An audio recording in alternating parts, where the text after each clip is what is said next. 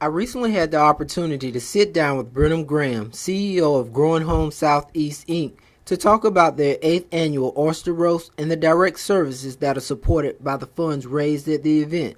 We also talked about the organization's 30-year history of providing services to children and families in the foster care community of South Carolina and Southern Alabama. Brennan, thank you for taking time to sit down with the Minority Eye this morning. Could you start off, tell us a little bit about your organization? Okay. Well, Growing Home Southeast has been around for some time in South Carolina, well over 30 years. We started out to serve youth and families through foster care, all levels of foster care. And now we do more services for kids and families, in-home services, the rehabilitative behavioral health services, so therapy, counseling, in-home supports for children and families. Our primary goal is just to make sure that kids and families can stay safe, they can be stable, and all of our kids have a permanent place to live. Our agency also operates supportive housing services for young adults who've aged out of our systems. It's an apartment complex called Leaphart Place on Leaphart Road. It's a 20-bed apartment unit for young adults who just need a place to go. They need to kind of work from that transition from being a young adult or a young person to an adult, so those emerging adults in our community. Mm-hmm. Can you, what are some of the things that the local community can do to support your organization? Well, certainly we can use volunteers. We can use folks who will help us kind of do some of the heavy lifting to support our kids and our families. Primarily at Leaphart Place, just some of the general supports that our young adults there need with gardening and landscaping and just really helping them go from point A to point B. We also certainly need folks who can just go out and spread the word. Growing Home Southeast has been around, as I said, for well over 30 years. We operate services throughout South Carolina, and we have a couple of offices in Alabama. And one of the things that we know is folks don't know about us. And we want to make sure that the kids and families who need us absolutely know about us, but those who want to support us know who we are and what we do for our community. Now, you guys have a big event coming up. Tell us a little bit about that.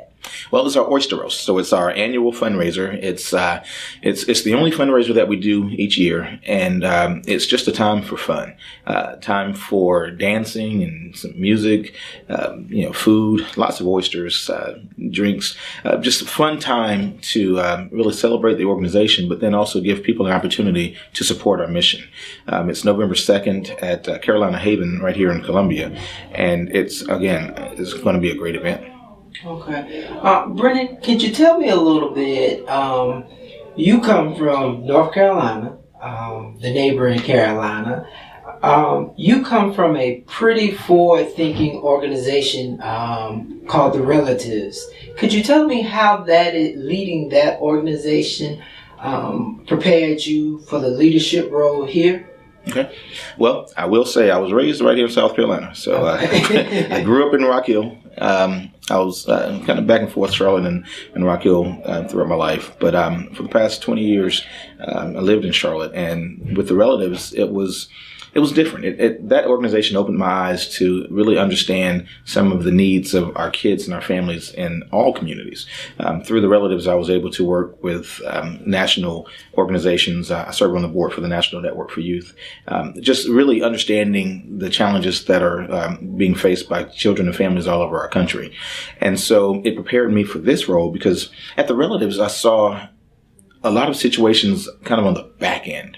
After kids were displaced from their families, abused, kids ran away from home, young adults who were in our systems aged out to homelessness. And that was really rough. It was tough for me to understand how our community was able to allow that to happen. For me, it was tough because I'd been doing this work for well over 20 years, so I was a part of that system. I was a part of helping to create the challenges for some of our young adults, and we really thought we were doing the best we could. But coming to Growing Home Southeast, I realized that I'm able to help on both sides. We provide services for young adults or youth in foster care. We work with families to make sure that they can stay together. We work with our community to make sure that we have supports for our kids and our families. And so on the front end, I can make sure that young adults don't become the homeless population or the population in crisis when they become older. But for those that we didn't catch at the very beginning, we have our services that can really support them as they're emerging adults. And so it's twofold, and it allows me to kind of get the both sides of the coin and make sure I can impact kids and families in the ways that feel comfortable for me, but will also meet their needs.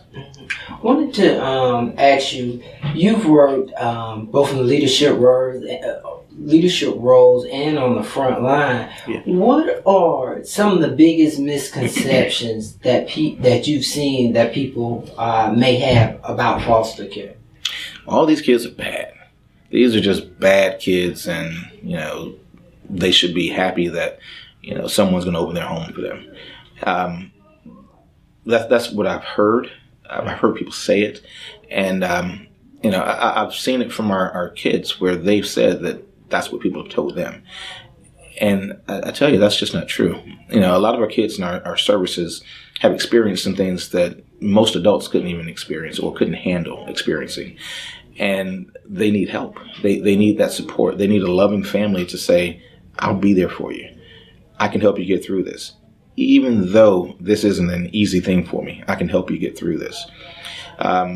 It's kind of like raising your own kids, but I would say times 10, because these are, in many cases, strangers.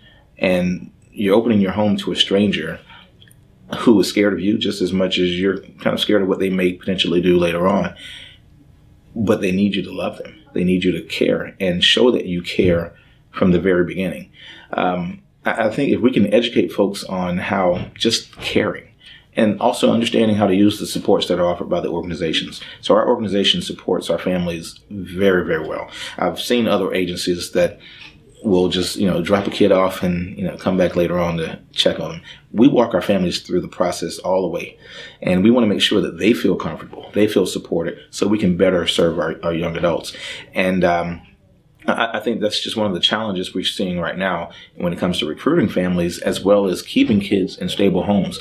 If the foster care organizations aren't supporting the families and the kids, there can be a crisis. And so we want to make sure that we're providing all the supports and resources that our kids need to be safe, our families need, and so we can make permanent relationships. Brennan, if a family wanted to find out more how they could get involved in foster care, or they may need or be in need of some services that you guys offer, how would they find out more information about that? Okay.